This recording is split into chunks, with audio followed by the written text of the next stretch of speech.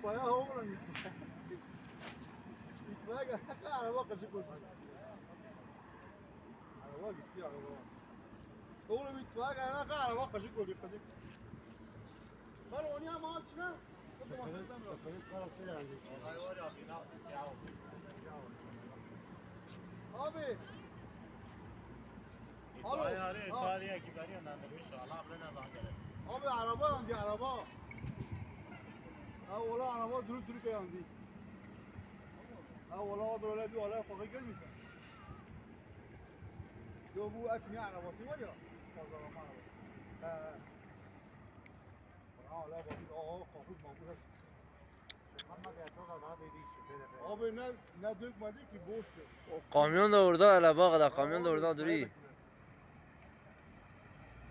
Sen gitti iyi kısık oldu. Hiçbir şey kalmadı. Bunun patlama ihtimali var şu anda. Patladı, iki sene patladı. Bir de o klimanın soğutucu var ya, onun He. şeyi de var. O bir daha patlasa, he. O pis patlar değil ki. Valla o klima şey patlasa o ne acaba o pis sıra.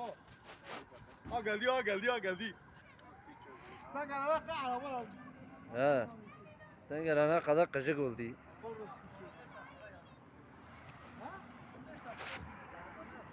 Abi adam olsa 2 dakika buradaydı. Dümdüz yoldur abi. Sen gelene kadar araba Türkiye itfaiyesi aracı geldiği için bir söndürmeye çalışıyor. Bu itfaiyelerin şu an hemen müdahale etmesi sonucu kamyon tabii köle döndü, ondan sonra itfaiyeler geldi. Yani itfaiyeler yapacak bir şey yok. Herhangi bir müdahalede bulundular ama son anda klimanın çöpe patlamadan hemen yıkmaya çalıştılar. Arkadaşlar görüyorsunuz. Açık kamyonu son anda kör olmaktan kurtuldu. Öyle diyebiliriz. Herhangi bir kamyonun içinde açık kamyoneti, evet. Evet, açık kamyonetini görüyoruz arkadaşlar. Son anda müdahale etmeye çalışacağız. Tabii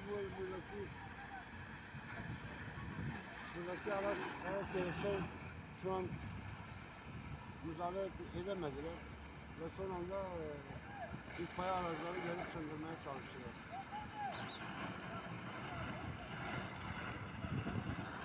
Evet, araba yanmaya devam ediyor. Sana aracın müdahalesiyle son anda yine de tehlike devam ediyor.